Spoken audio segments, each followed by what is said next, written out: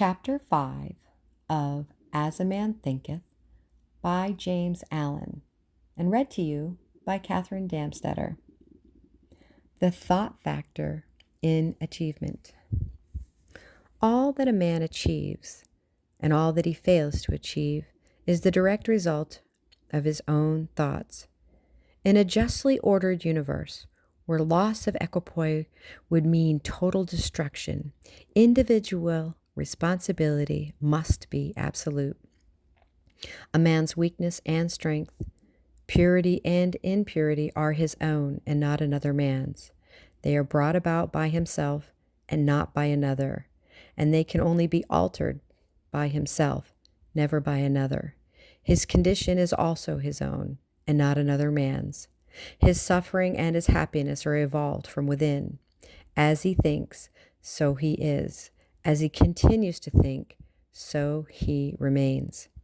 A strong man cannot help a weaker unless the weaker is willing to be helped. And even then, the weak man must become strong of himself. He must, by his own efforts, develop the strength which he admires in another. None but himself can alter his condition. It has been usual for men to think and say, many men are slaves because one is an oppressor. Let us hate the oppressor. Now, however, there is amongst an increasing few a tendency to reverse this judgment and to say, one man is an oppressor because many are slaves. Let us despise the slaves. The truth is that oppressor and slave are cooperators in ignorance, and while seeming to afflict each other, are in reality afflicting themselves.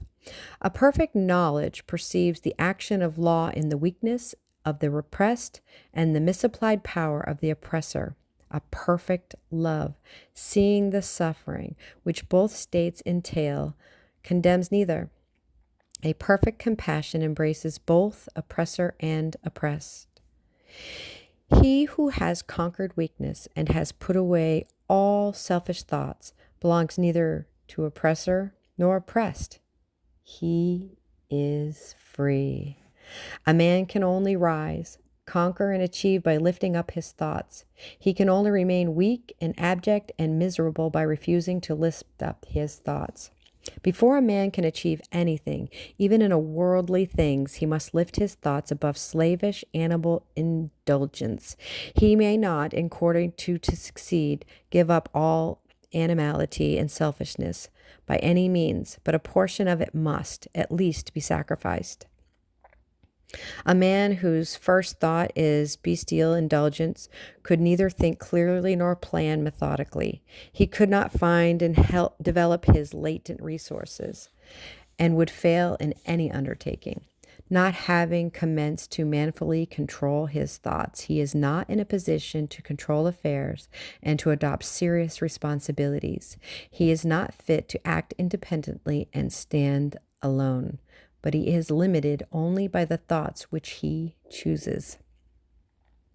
There can be no progress, no achievement without sacrifice, and a man's worldly success will be in the measure that he sacrifices his confused animal thoughts and fixes his mind on the development of his plans and the strengthening of his resolution and self-reliance. And the higher he lifts his thoughts, the more manly, upright, and righteous he becomes. The greater will be his success. The more blessed and enduring will be his achievements. The universe does not favor the greedy, the dishonest, the vicious, although on the mere surface it may sometimes appear to do so. It helps the honest, the magnanimous, the virtuous. All the great teachers of the ages have declared this in varying forms, and to prove and know it, a man has but to persist in making himself more and more virtuous by lifting up his thoughts. Intellectual achievements are the results of thought consecrated to the search for knowledge, or for the beautiful and true in life and nature. Such achievements may be sometimes connected with vanity and ambition, but they are not the outcome of these characteristics. They are the natural outgrowth of long and arduous effort and of pure and unselfish thoughts. Spiritual achievements are the consummation of holy aspirations.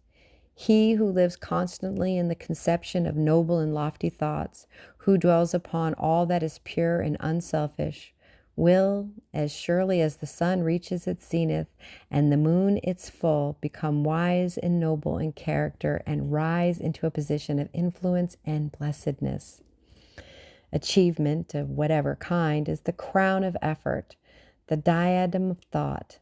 By the aid of self-control, resolution, purity, righteousness, and well-directed thought, a man ascends. By the aid of anomaly, indolence, impurity, corruption, and confusion of thought, a man descends. A man may rise to a high success in the world and even to lofty altitudes in the spiritual realm, and again descend into weakness and wretchedness by allowing arrogant, selfish, and corrupt thoughts to take possession of him. Victories attained by right thought can only be maintained by watchfulness. Many give way when success is assured and rapidly fall back into failure. All achievements, whether in business, intellectual, or spiritual world, are the result of definitely directed thought, are governed by the same law, and are of the same method. The only difference lies in the object of attainment. He who would accomplish little must sacrifice little.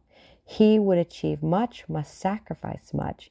He who would attain highly must sacrifice greatly.